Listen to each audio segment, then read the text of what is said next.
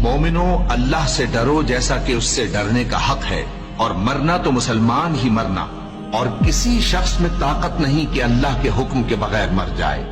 اس نے موت کا وقت مقرر کر کے لکھ رکھا ہے، اور جو شخص دنیا میں اپنے اعمال کا بدلہ چاہے اس کو ہم یہی بدلہ دے دیں گے، اور جو آخرت میں طالب ثواب ہو اس کو وہاں اجر عطا کریں گے، اور ہم شکر گزاروں کو عنقریب بہت اچھا صلہ دیں گے۔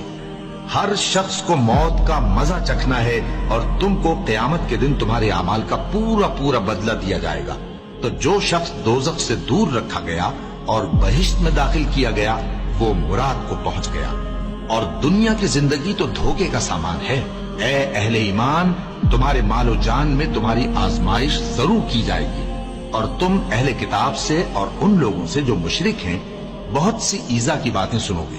تو اگر صبر اور پرہیزگاری کرتے رہو گے تو یہ بڑی ہمت کے کام ہے، اور کاش تم ان ظالم یعنی مشرک لوگوں کو اس وقت دیکھو جب موت کی سختیوں میں مبتلا ہوں، اور فرشتے ان کی طرف ہاتھ بڑھا رہے ہوں کہ نکالو اپنی جانیں، آج تم کو ذلت کے عذاب کی سزا دی جائے گی، اس لیے کہ تم اللہ پر جھوٹ بولا کرتے تھے اور اس کی آیتوں سے سرکشی کرتے تھے۔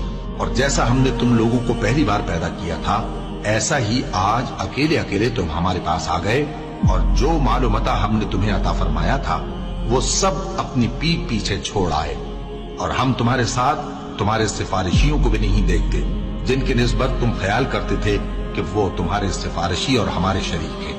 آج تمہارے آپس کے سب تعلقات منقطع ہو گئے، اور جو دعوے تم کیا کرتے تھے سب جاتے رہے۔ ان فرشتوں کی قسم جو ڈوب کر کافروں کی جان کھینچ لیتے ہیں، اور ان کی جو مومنوں کی جان آسانی سے نکالتے ہیں۔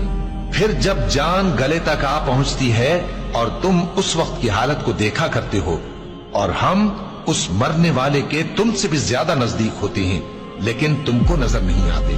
بس اگر تم کسی کے بس میں نہیں ہو تو اگر سچے ہو تو تم جان کو لوٹا کیوں نہیں لیتے؟ ہم نے تمہارے لیے موت کو مقرر کر دیا ہے، اور ہم اس بات سے عاجز نہیں۔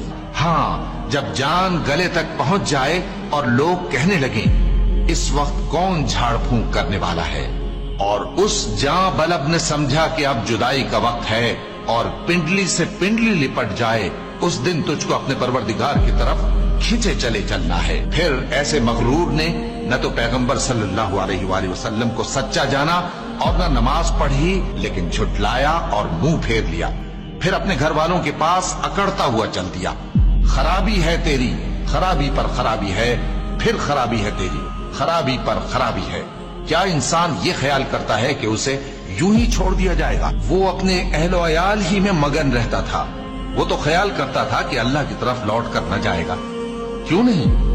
اس کا پروردگار تو اس کو دیکھ رہا تھا۔ سو میں شام کی سرخی کی قسم کھاتا ہوں، اور رات کی، اور جن چیزوں کو وہ اکٹھا کر لیتی ہے ان کی، اور چاند کی جب وہ پورا ہو جائے، کہ تم لوگ درجہ بدرجہ ضرور چڑھو گے، اور موت کی بے ہوشی حقیقت کھولنے کو طاری ہو گئی۔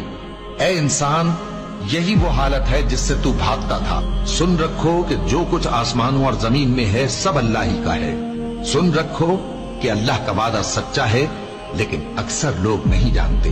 وہی جان بخشتا اور وہی موت دیتا ہے، اور تم لوگ اسی کی طرف لوٹ کر جاؤ گے۔ اور جو مال ہم نے تم کو دیا ہے اس میں سے اس وقت سے پیشتر خرچ کر لو کہ تم میں سے کسی کی موت آ جائے تو اس وقت کہنے لگے کہ اے میرے پروردگار، تو نے مجھے تھوڑی سی اور مہلت کیوں نہ دی تاکہ میں خیرات کر لیتا اور نیک لوگوں میں داخل ہو جاتا۔